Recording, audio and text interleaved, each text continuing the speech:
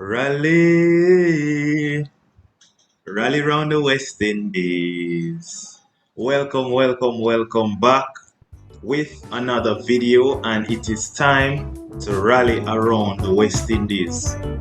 So, big game coming up, big game coming up, West Indies on Wednesday. Big game for West Indies, and it's a big game for New Zealand, but of course, we're gonna focus on our team, the West Indies, right?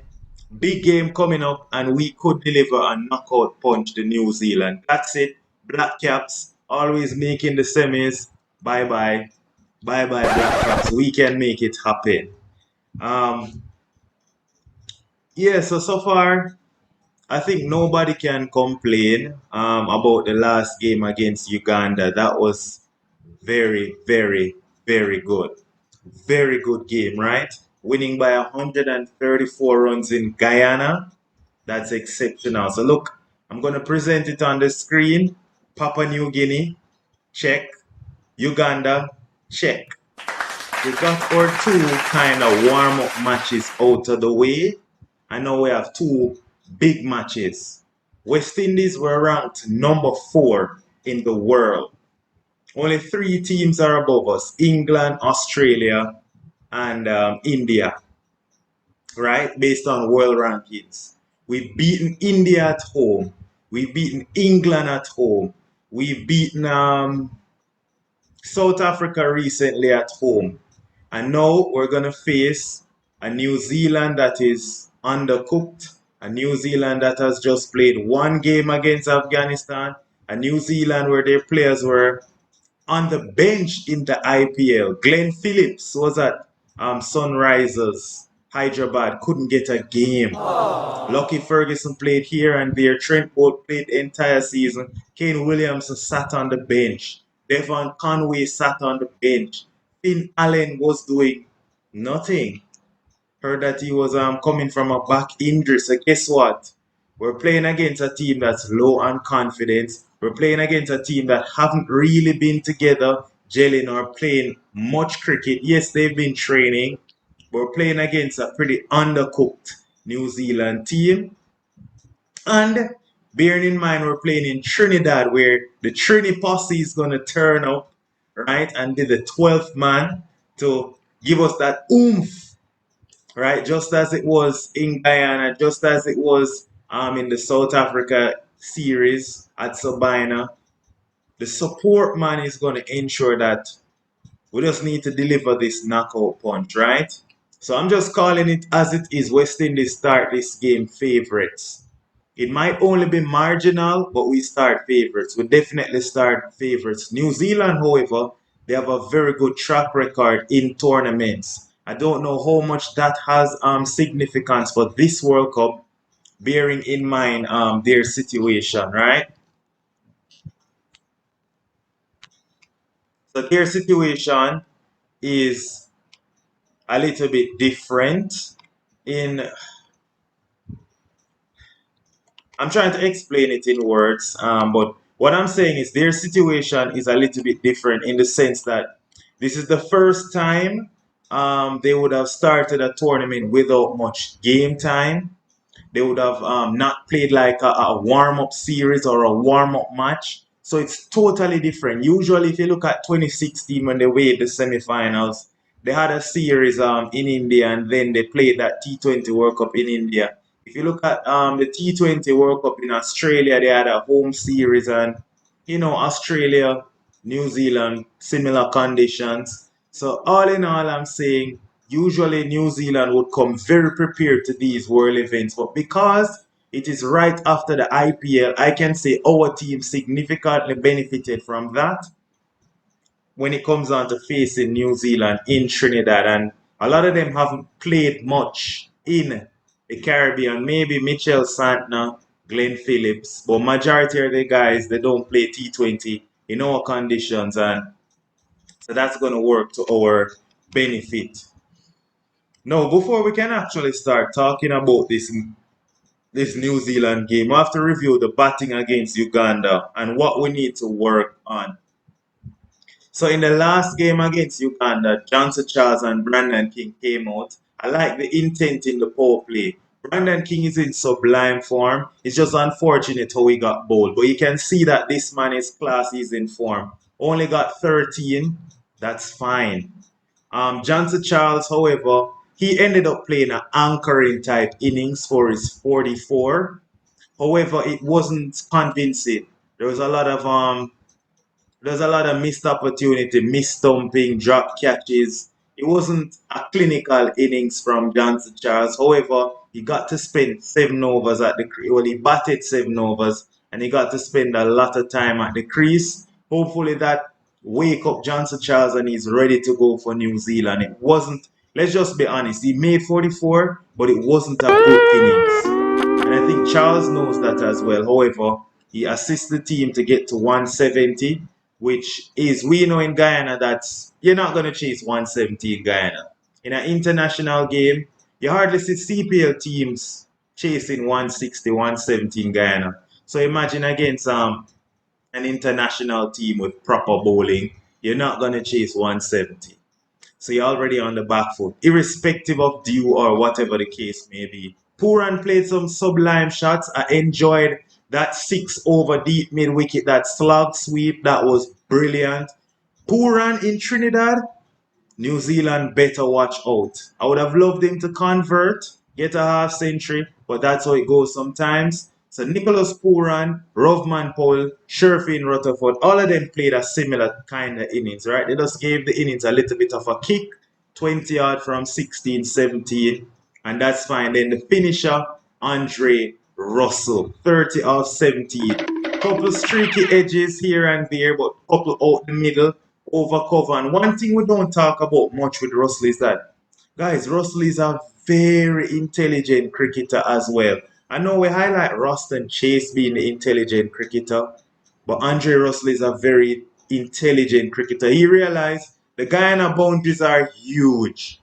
There's no point trying to hoik it over mid wicket. So they bowl in quick Yorkers. I saw him give himself room and he took one over extra cover for 4. That was excellent.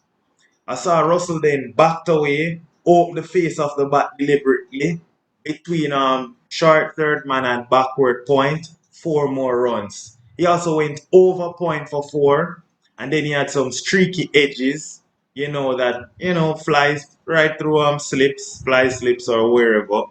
Get couple 4s as well. But Russell showed that, guess what? They're running in bowling fast Yorkers on off stump or just outside off stump. And Russell didn't try to go across the line to go over mid wicket. So it shows that Russell is thinking. A lot of teams, they're going to set that leg side field for Russell, hoping that he hoiks across the line. And Russell showed that, listen, he's up for the challenge. He can go over cover. He can go over point. He can go between point and short third. Russell is top notch. 2 games so far, 2 not outs, finishing off the innings exceptional. Now, we didn't get to see much of Shepherd, and such is our batting lineup. This will be our batting lineup against New Zealand. So such is it, where Shepherd only got 5 deliveries. But we know if Shepherd gets 10, 15 deliveries, he can score a quick fire 30. Ruston Chase wasn't needed, and I'm happy that West Indies decided to say, listen, we need to just continue the momentum. Ruston is the man for when we have a crisis. We weren't in a crisis. We weren't in a spot of bother. And I quite like that. That's very good. So it shows that Rovman Paul is captaining the team with intent. And we have to get these things right. Let's say King and Charles bat to the 16th over, 170 for 1. In a case like that, then you can send a Russell or a Shepherd, 4 overs to go. The openers went ballistic. Or another day it might be 90 for 1 in 10 overs, right? Whatever the case may be, it might be 20 for 2. Then you know Ruston should be the man to come out. So I like that. Yes, we have a structured way that would like to see the batting order, especially when we submit our team sheet.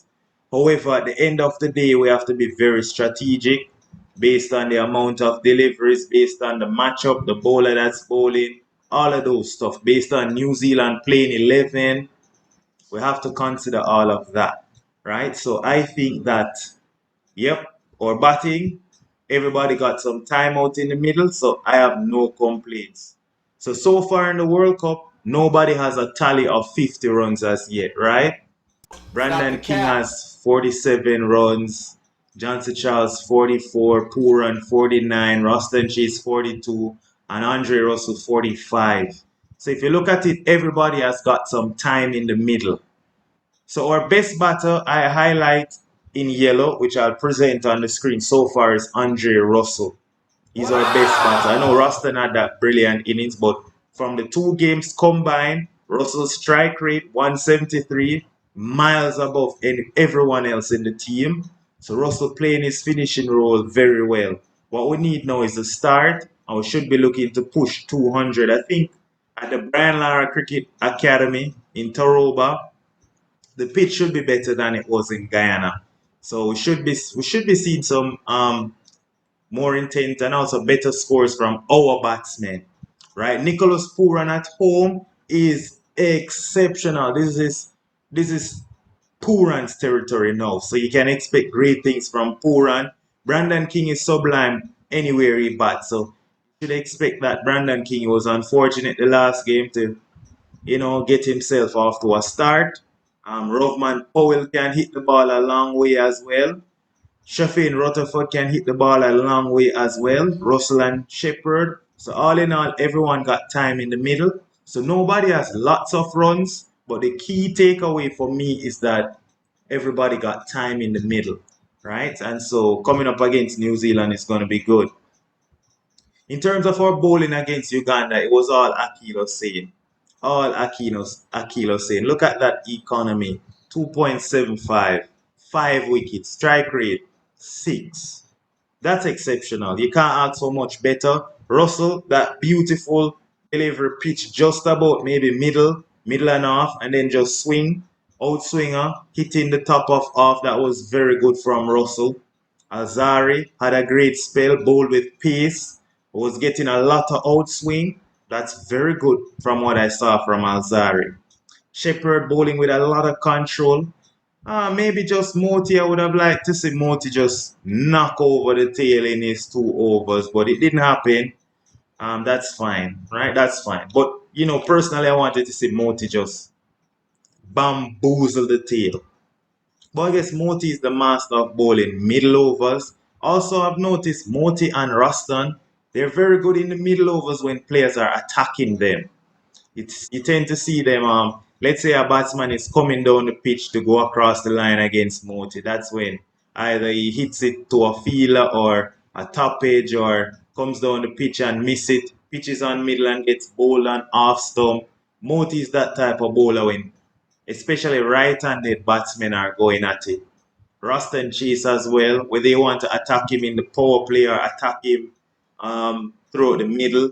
Ruston Chase is very good when you're on the attack to him.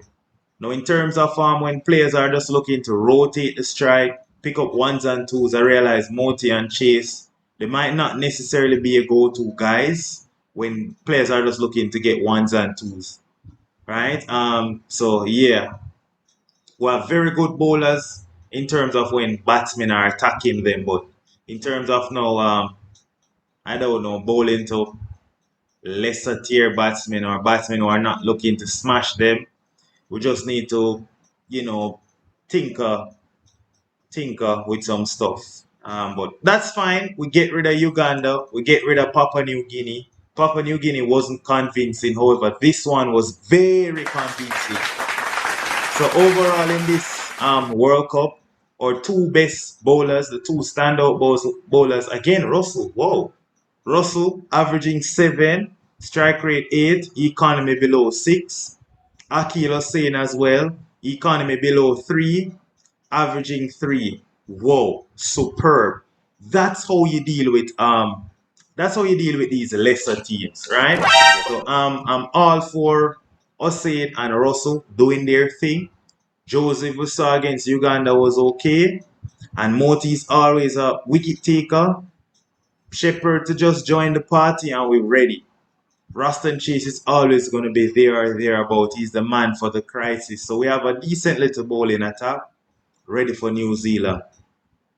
Now, My player to watch out for against New Zealand, I'm gonna go with this man. Dun, dun, dun, dun, dun, Johnson Charles.